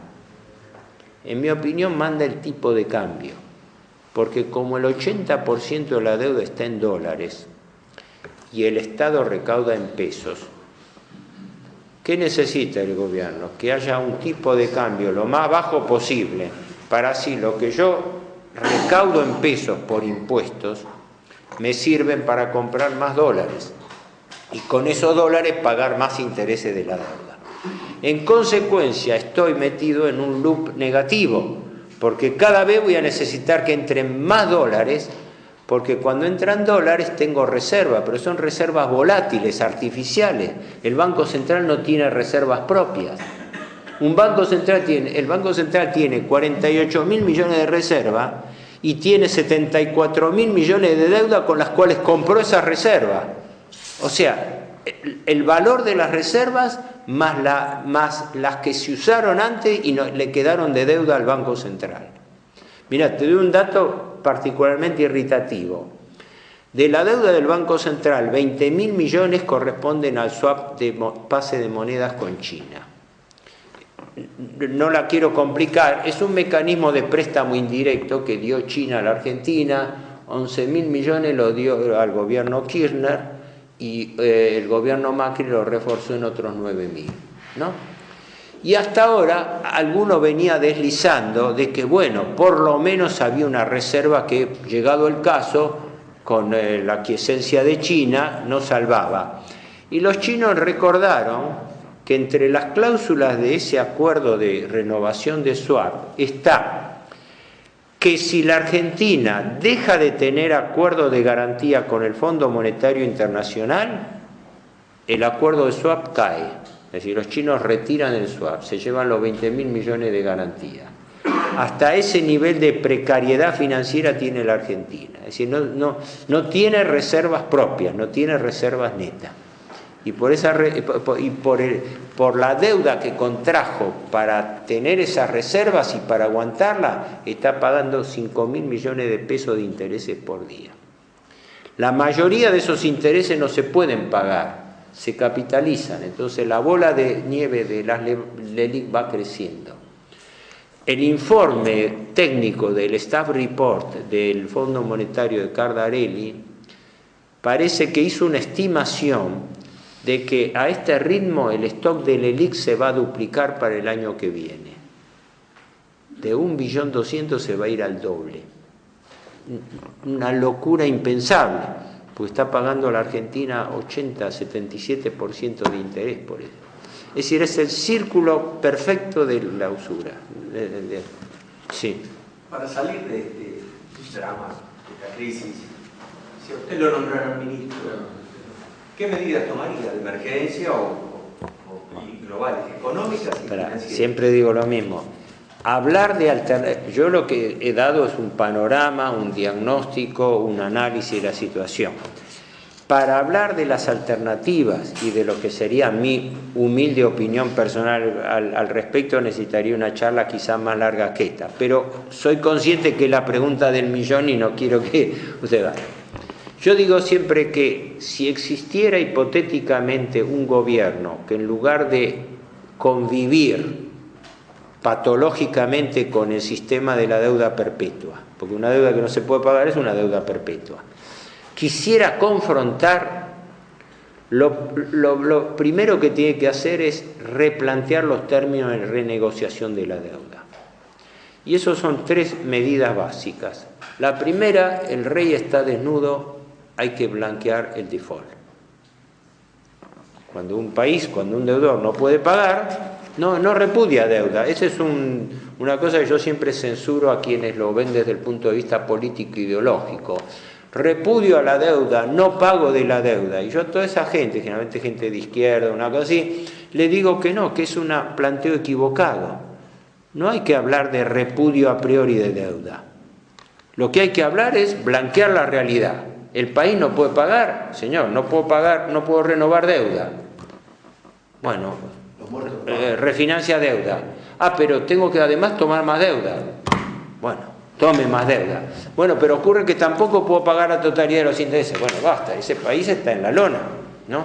Por eso fíjate el discurso hipócrita del establishment. Se vive repitiendo como un ritornello, como un estribillo: la Argentina tiene un problema de liquidez, no de solvencia. Mentira. Problema de liquidez quiere decir cuando yo no tengo plata contante y sonante. Problema de solvencia es cuando yo no puedo pagar. Es decir, bueno, hoy transitoriamente tengo un problema de plata, pero no se preocupe, señor, mañana consigo plata y le pago. Entonces se está mintiendo a la gente, se está mintiendo al pueblo argentino diciéndole: no, la Argentina es solvente, lo que pasa es que tiene, hace 40 años que es ilíquida, hace 40 años que vive repitiendo, refinanciando deuda, y se sigue vendiendo el verso de que la Argentina es solvente.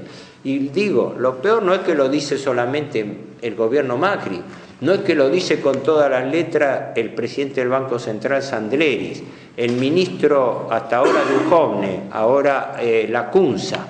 La Argentina es solvente y va a hacer frente a sus obligaciones. Eso es una mentira abierta.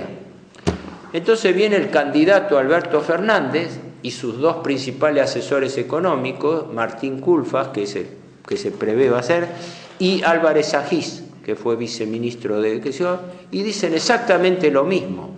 La Argentina es solvente, tiene un problema de liquidez, pero puede pagar. Hasta Álvarez Agís, en una convención reciente empresaria, lo dijo, dice, es algo así como decís, es un idiotez decir que la Argentina es insolvente. La Argentina tiene un problema de liquidez. Sí, hace 40 años que tiene problema de liquidez.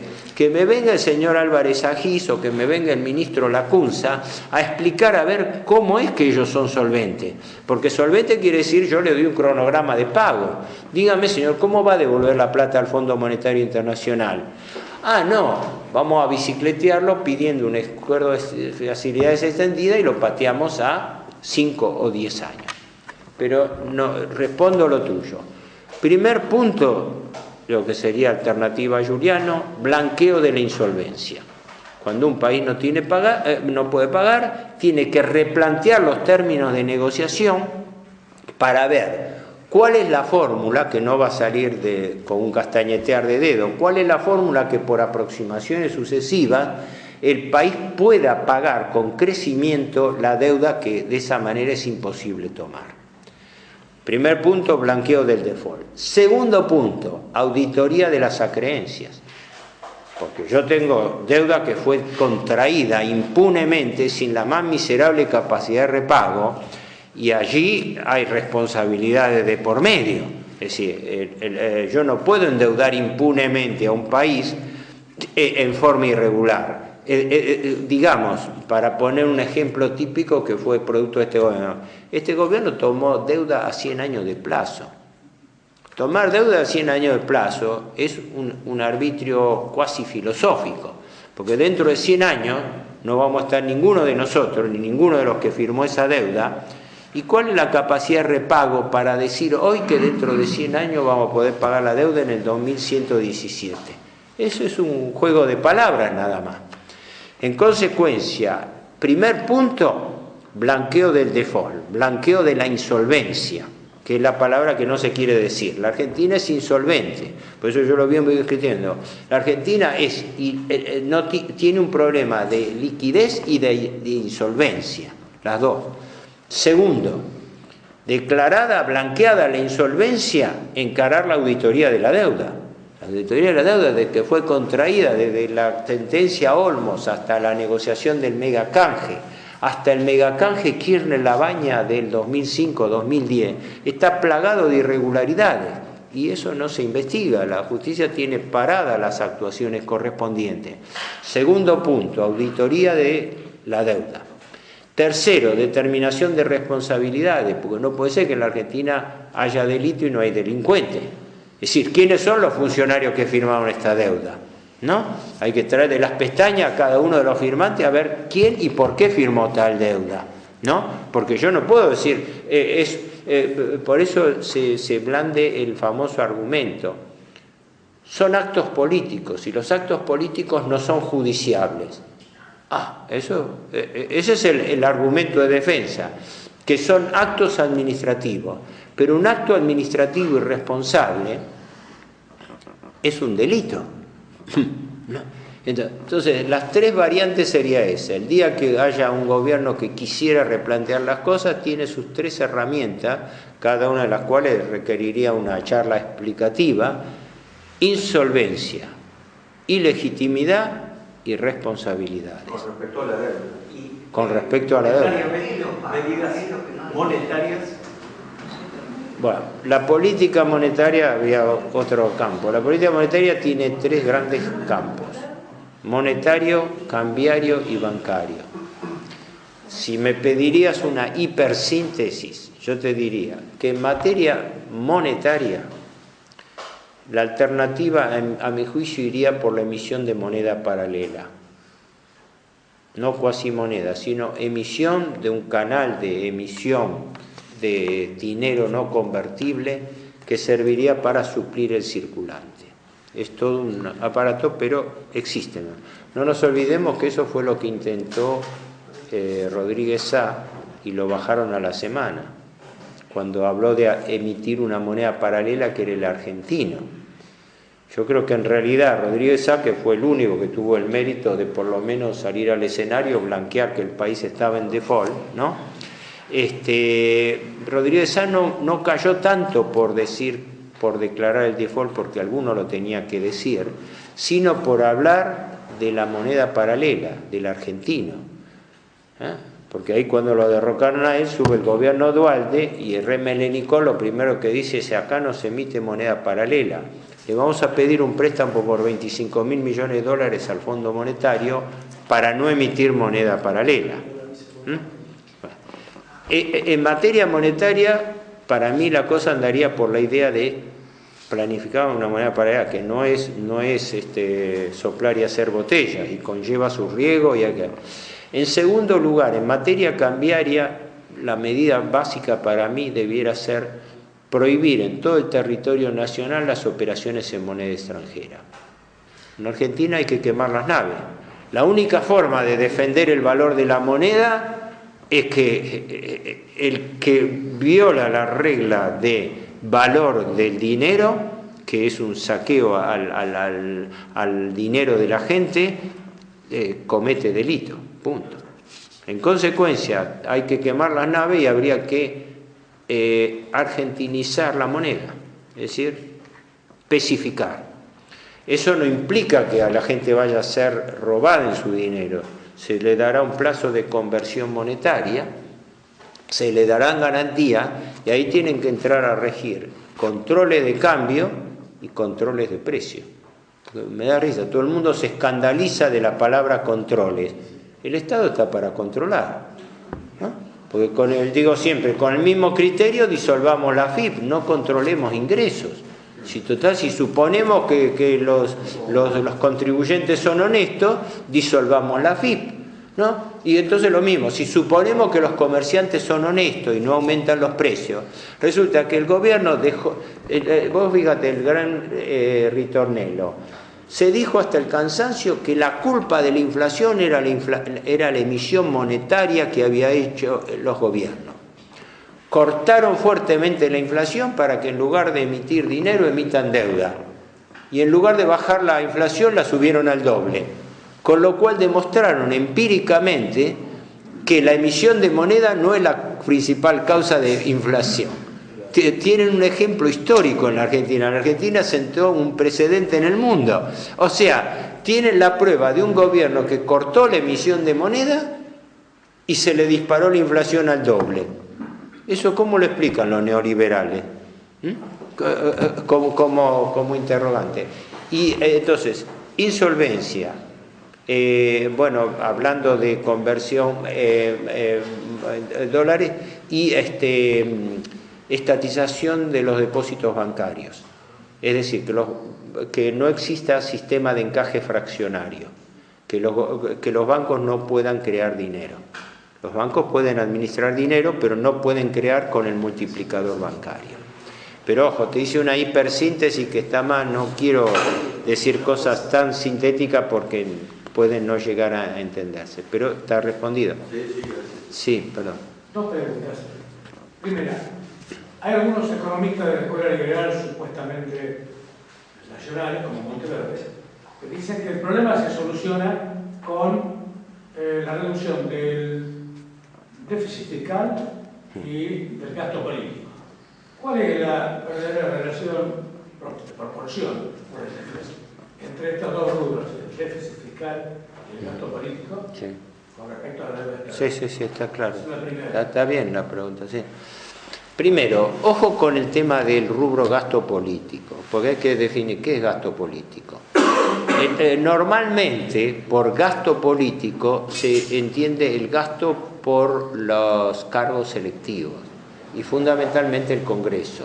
Efectivamente, el Congreso creo que ha duplicado, casi triplicado su costo y además ha multiplicado el personal ingresado, creo que pasa a los 13.000, 14.000 personas, etc. Y algunos autores liberales como Kachanowski lo han cuantificado.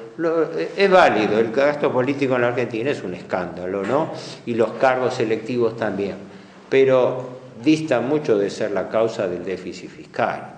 Convengamos esto. No tengo los datos acá, pero creo que no me atrevería a decir cuánto es el gasto del Congreso, ¿no? No sé por qué me sonaban 20 o 30.000 millones de pesos, pero estamos hablando de migajas en relación a esto.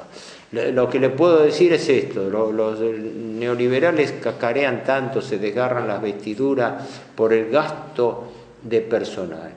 A ver, seamos realistas. El gobierno, el Estado, actúa en la Argentina desde hace décadas como fondo de desocupación encubierto. Es una máquina de absorber personal que, caso contrario, engrosaría la fila de los desocupados. Es cierto, desde que yo estudiaba en la facultad había un profesor que dice, pero acá en la Argentina hay una distorsión de cifras, dice, el Estado actúa como fondo de desocupación encubierto. Cierto, perfecto, estamos todos de acuerdo, ¿no? Pero ¿sabe cuánto se gasta el Estado en remuneraciones? Presupuesto del 2020, gasto de remuneraciones del Estado en total, de los tres también del Congreso, 750.000 millones de pesos. En intereses paga el doble, 1.200.000. Disculpe, esa cifra es referente acá, sí, referente al Congreso. No, total. ¿Total qué implica? ¿Salud, educación? Todo lo que es gasto de la Administración Pública Nacional por sueldos y salarios. Y horas cátedra, todo lo que es rubro de personas. O sea, esto incluye salud, educación y seguridad. Abarca todos los ministerios, abarca obligaciones del Tesoro y lo que son, desde ya, gastos de los otros poderes, Poder Judicial, Poder Legislativo y Ministerios de la Pública. Es decir, todo lo que es Administración Pública Nacional. Todo lo que el Estado Nacional paga de sueldos, tengo la cifra por ahí, son 700, te digo exactamente, sí, pero me acuerdo de memoria, son 750.000... Exacto, 750.000 millones de pesos. Bien, y prácticamente esto viene de recaudación por impuestos. Todo el gasto público en principio ahora, se sufraga. ¿No genera inflación por el costo de producción, por el costo de alquiler de un local, por el costo de sostener un negocio? Digo esto a un ejemplo práctico. La otra vez hablaba con el ferretero del barrio que hace más de 20 años en el barrio y me contaba sobre el costo de mantener, nada más, mantener abierta la ferretería, no hablando de ganancias. La presión tributaria. La presión tributaria que tiene, me contaba que ya estaba a punto de cerrar, el hermano que tenía otra ferretería ya la cerró, Sí, sí. porque lo mata la presión tributaria. Sí, sí. O sea, la inflación, en conjunto con el farrante incremento de la base monetaria que después el Banco Central intenta absorber. Mira, con no tengo los números acá, pero creo que la presión tributaria total nacional, sumando nación, provincias y municipios, porque te agarra ingresos brutos, te agarra impuesto inmobiliario, automotor y te agarran las tasas municipales, tasas de higiene, estaba estimada como mínimo, si no me equivoco, en 44-45%. Bien, yo tomo un y en ejemplo, algunos rubros peor, sí. en los Yo tomo un combustibles. ejemplo práctico, que es Sí. de la ferretería, para que entendamos todo y nos pongamos en situación. Cuatro empleados tiene, le cuestan 15.000 pesos por mes, cada uno de esos empleados, arriba de los 30.000 pesos que es el sueldo. O sea, el sueldo del empleado que le queda a mano son 30.000 pesos, pero al empleador le cuesta 15.000 más. No, más de 15.000. Esto es lo que me Es contaba, más, esto es lo que me contaba.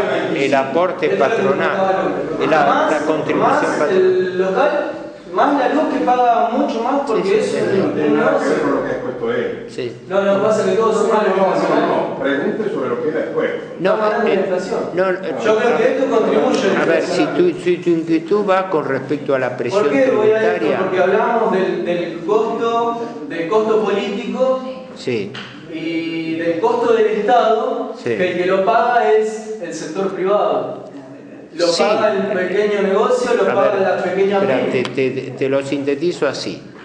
A diferencia de una empresa, que una empresa saca sus costes y a los costes le suma la ganancia y determina sus ventas, el Estado en el presupuesto razona distinto. El Estado primero determina las necesidades, determina los gastos. Y en función de los gastos que tiene, determina la presión tributaria que tiene que cobrarle a los ciudadanos para poder cubrir ese gasto. Bien. Entonces, espera, porque viene el tema, porque el hombre pregunta sobre No, pero- el déficit, ¿no? Pero espera, déjame llegar a ver si contesto con esto. Como el Estado razona al revés, el Estado primero determina los gastos. ¿Cuánto tengo que gastar yo en educación, en salud, en defensa, en intereses de la deuda pública? Entonces, cuando tengo toda esa masa de gastos, digo, bueno, ¿cuánta plata tengo que conseguir? Para esto tengo que colocar impuestos, tengo que aumentar la presión tributaria para poder cubrir este gasto. Y lo que no me alcanza, todavía tengo que pedirlo prestado aumentando más la deuda.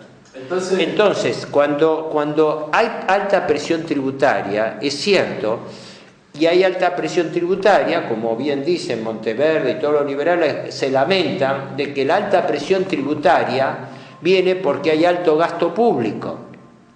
Pero soslayan decir que el principal gasto público son los intereses de la deuda.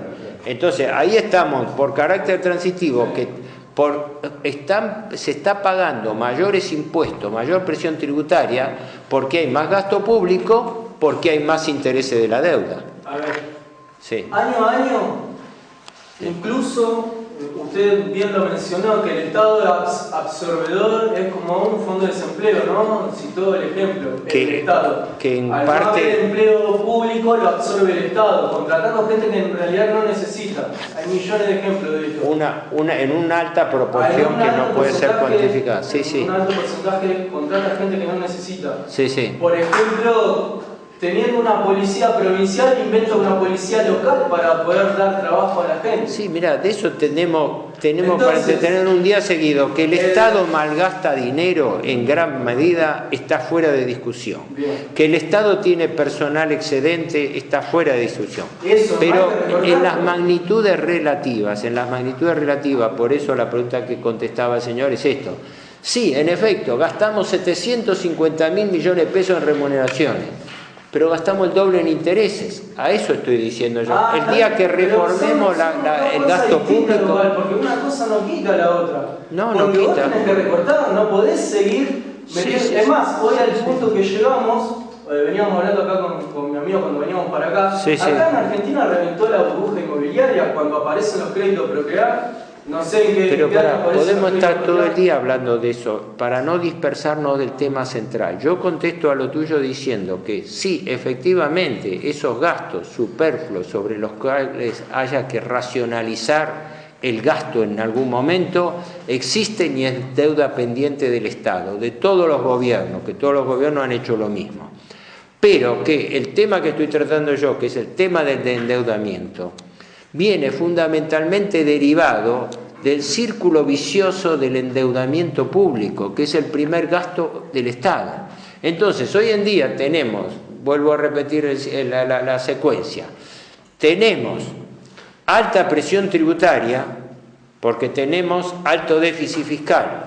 Y tenemos alto déficit fiscal porque tenemos un alto gasto público y la mayoría de ese gasto público son intereses de la deuda. Entonces no se puede decir, es el 43% del gasto público de la administración central. Entonces quiere decir que de cada 10 pesos que gasta el Estado, 4 pesos con 30 se están gastando para pagar intereses que no sirven para nada. Y todos estos neoliberales se rasgan la vestidura diciendo, oh, el gasto público sea político y todo. Sí, estamos de acuerdo. Y me van a decir, perdón, te digo más. Usted tiene una segunda pregunta. Sí, perdón, pero está contestada la primera. Sí. La segunda pregunta es, está claro que el saneamiento definitivo se hace a través de esos 3 puntos que usted planteó. La declaración de la insolvencia, la ilegitimidad y posteriormente la posible... Sería la forma básica de replanteo, exacto, sí, ahora, en vista de la charla de hoy tenemos como título también el tema de la elección o del momento electoral. Yo por lo que veo a la gente, lamentablemente, el tema de la deuda lo vengo siguiendo hace 40 años también. A la gente le importa nada, lo que importa es llegar a fin de mes. Sí, sí. Bien. Por otra parte, si usted sale y dice, sí, vamos a hacer un default y le caen toda la propaganda en contra, bueno, ¿cómo plantearía o cómo se podría plantear un candidato que, digamos, que quiera solucionar o plantear una cuestión responsable sin asustar a la gente? ¿Cómo plantear el tema de la deuda a ver, claro. gente que no le interesa? No, por eso. Vuelvo a la pregunta que me hacía recién Pizarro, ¿no? Sintetizar en 2 palabras algo que requeriría toda una explicación larga es difícil. Pero aparte de los ejes de replanteo, que esto sí se puede plantear, es decir, se puede anticipar.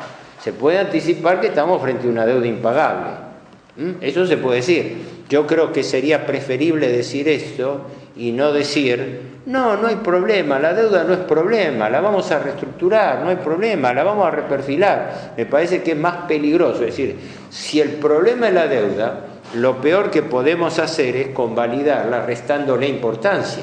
Por eso yo decía que yo candidato, si tuviera que decir algo, ahora estaría a los gritos, estaría denunciando al gobierno actual por estar endeudando irresponsablemente el país sin la más mínima capacidad de repago de hacerlo. Ahora, seamos realistas. Si usted va a jugar una partida de ajedrez, no va a cometer la ingenuidad de decirle al adversario qué movida piensa hacer. Uno siempre tiene el beneficio de la duda de que algo está para la negociación. De esa manera, por eso no se podría entrar mucho en detalle ni se le puede pedir a un candidato que lo diga. Pero lo que sí tiene el deber cualquier candidato es que cuando tira una idea, diga en qué está pensando, porque así como el gobierno Macri se ha liberado totalmente, se ha enajenado, está en otro mundo. El gobierno Macri está prometiendo la necesidad de mejorar el desastre heredado de su propia administración, ¿no? Pero el desastre heredado, porque dice, hay titulares que son surrealistas, ¿no? Vamos a mejorar el salario de los trabajadores. A ver, señor, los 3 años de gestión de Macri fueron bajar el salario real de los trabajadores. Ahora está prometiendo para el próximo gobierno hacer lo que no hizo durante 4 años de mandato. Parece una bofetada a la inteligencia. Ahora, en cuanto a la fuerza de alternativa, también pecan por su ausencia. Por esto que yo le decía, el candidato Alberto Fernández y la expresidenta Cristina Kirchner, no vamos a pagar deuda a costa de los argentinos. Muy bien, aplaudimos todo. ¿Y cómo piensa hacer, señor? Es decir, la respuesta la tendrían que dar aquellos y la ciudadanía se lo tendría que exigir, ¿no? Porque si no, estamos frente a un discurso de loco, donde prácticamente no hay respuesta. Si alguien va a votar, yo digo, la ciudadanía va a votar, ¿con qué programas? ¿Con qué programas concretos? Es decir, el otro día bajó Culfas los 6 puntos eje. Aumentar las exportaciones. Chocolate por la noticia, eso es, hace 40 años que estamos escuchando eso. Estabilizar el dólar, caramba, o sea, son rótulos nada más. ¿Y con qué estabilizaría el dólar si no es con dólares? ¿Con deuda? No, con deuda no, la forma más sana. Si yo tengo mi economía vulnerada porque estoy endeudado, sí, necesito un ingreso extra para no depender de deuda. O sea, bueno, si los dólares no vienen de préstamos, tienen que venir de exportaciones. Exacto. Porque nosotros no imprimimos dólares. Exacto, por eso. Esa es la fórmula de pago de deuda con crecimiento. La fórmula de pago de deuda con crecimiento es la fórmula genérica de la cual siempre se ha hablado y se sigue hablando. Es decir, para que la Argentina pueda pagar, tiene que crecer. ¿Por qué? Porque creciendo se expande la economía, se expanden las exportaciones y por ende tenemos ingreso legítimo de divisas.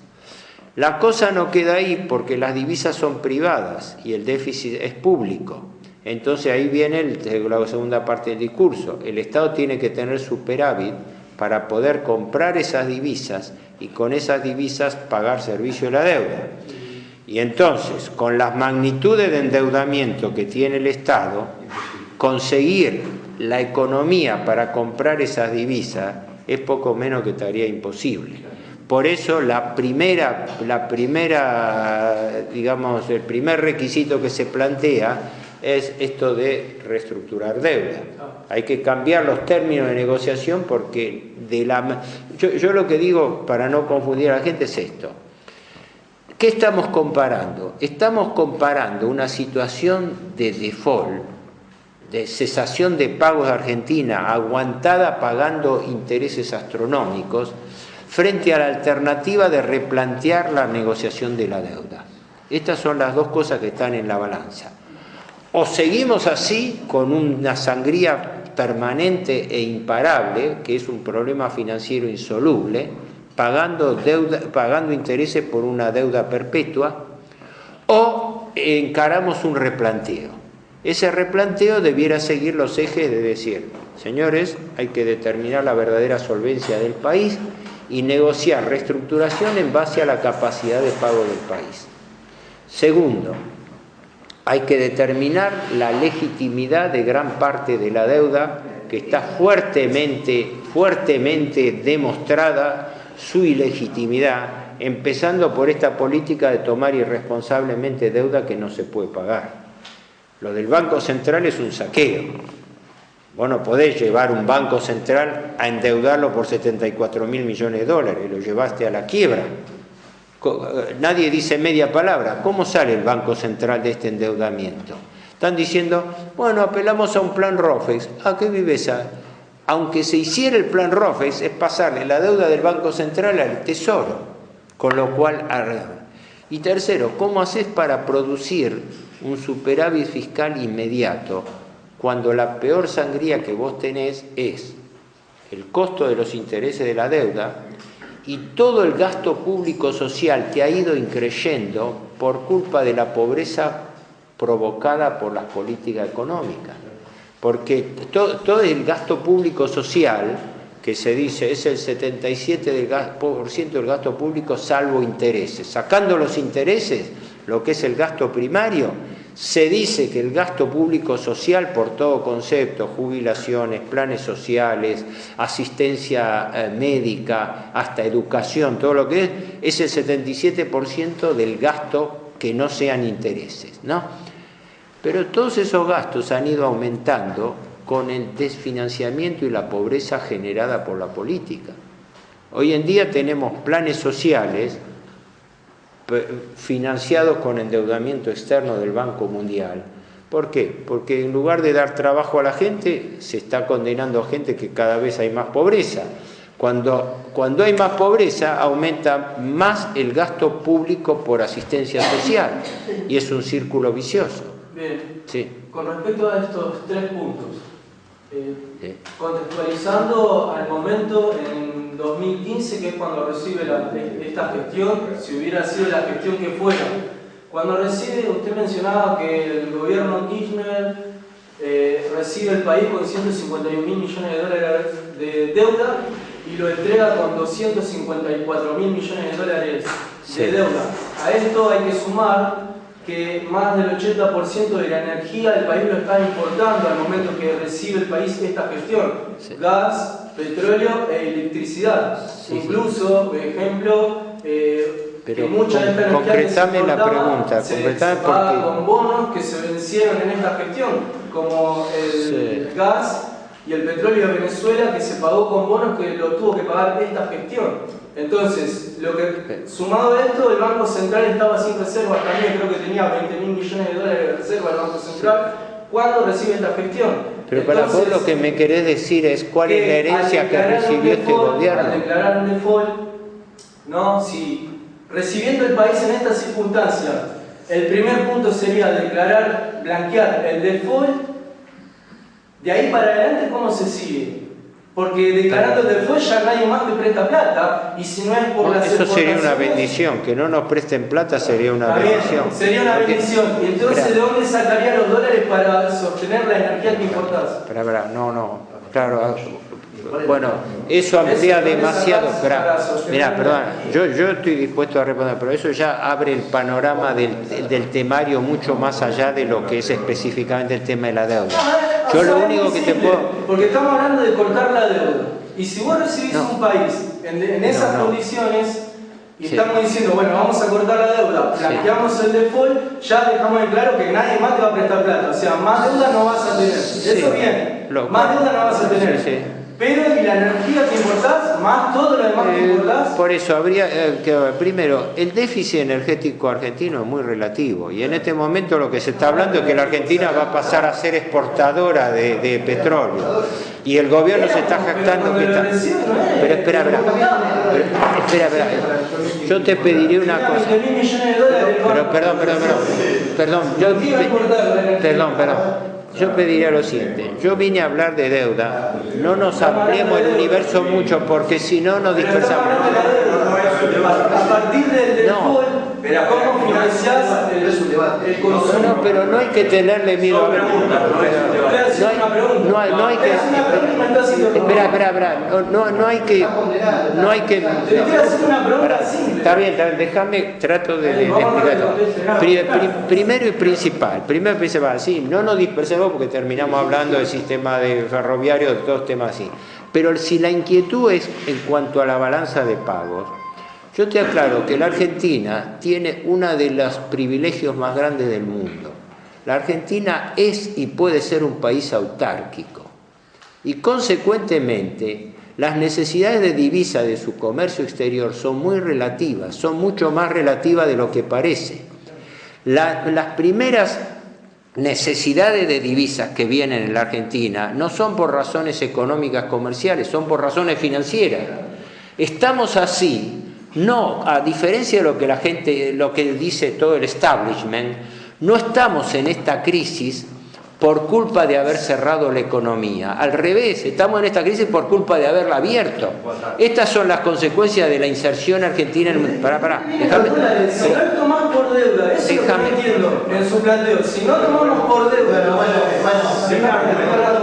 pero no, yo lo que digo es, para no eternizar una cosa, esto era para preguntas, básicamente. Yo trato de responder a lo tuyo, diciéndote lo que se relaciona la deuda con el momento actual. Todas las implicancias estas, que podemos estar 3 días hablándola, parten de un concepto equivocado. El concepto de que la Argentina necesita insertarse en el mundo. Y la Argentina tiene el privilegio de no necesitar la inserción en el mundo. Este es el fondo de la cuestión. Entonces, hay veces que nos encadenamos a hay veces que nos encadenamos a la... ¿Cómo le va? Que lo conozco, sí. ¿Cómo le va? Muy amable, me alegro de haberlo visto. Lo vemos cada tarde. Suerte, que le vaya bien, muchas gracias. Perdón. No, lo que digo es porque si no nos enredamos en una discusión. Yo trato de responder a tu inquietud. Si tu inquietud es cómo vamos a replantear la balanza de pagos, que es todo un capítulo, voy a lo siguiente. La Argentina tiene una descompensación de su balanza comercial, porque la Argentina tradicionalmente ha exportado más de lo que importa. Esto era históricamente así en la Argentina. ¿Qué ocurre? El desbalance es que mientras tenemos un sector agrícola agroexportador fuerte, tenemos un sector industrial que importa muchos insumos, ¿verdad? Sí. El caso típico, los autos. Los autos ya se llevó al paroxismo. El componente medio importado está entre el 75 y el 80%. 3 décadas atrás, la integración nacional de los autos era más del 60 o 70%. ¿Qué quiere decir? Que lo que falló acá es que no hubo política de sustitución de importaciones.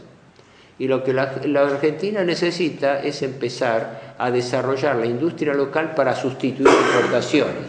Porque el sector agroexportador es superavitario, pero el sector industrial importador es deficitario. Por ende, todas las políticas lógicas tendrían que orientarse a aumentar la sustitución de importaciones. ¿Por qué? Porque de esa manera aumentamos la producción nacional, aumentamos el empleo nacional y aumentamos el desarrollo nacional. Es decir, ¿cómo? Y generamos divisas. Y ahorramos divisas de importación. Esa es la solución macro. Llegar a esa solución macro implica sacrificios. Ojo, acá nadie está pensando en recursos, en desarrollo sin sacrificio. Pero fundamentalmente habría trabajo nacional. Y resulta que todo ese tema está soslayado. Todo ese tema, las empresas nacionales están cerrando, los insumos dependientes son cada vez mayores. Y para eso hay que tener un tipo de cambio alto. Y el tipo de cambio alto, para que no se transmita a los precios, tiene que estar regulado por un control de cambios.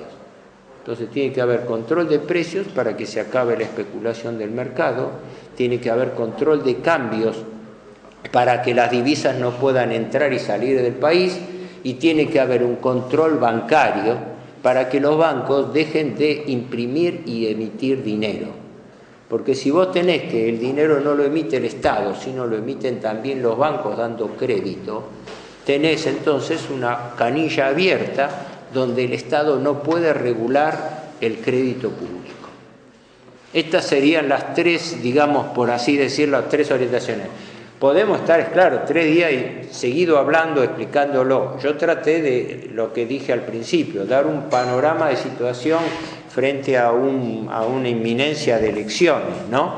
Pero todas esas inquietudes tuyas, desde el punto de vista de la traducción financiero-cambiaria, requerirían un replanteo de las condiciones financieras para poder desarrollar una política económica. La Argentina no tiene política económica porque el problema de la Argentina es financiero, no es económico. Con tasa de interés del 80% no hay país que pueda desarrollar una economía, una tasa criminal para la economía. Con un tipo de cambio que está sostenido por capitales que ingresan del exterior, no podés sostener el tipo de cambio.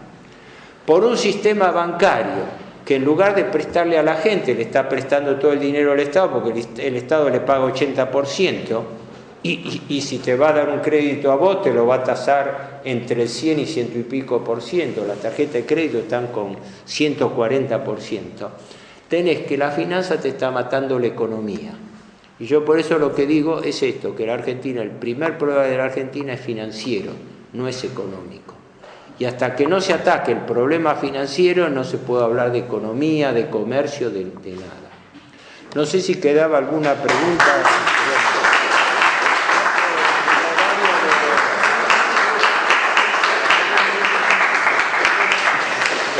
No, porque no. Muchísimas gracias. Yo no sé si hay que entregar el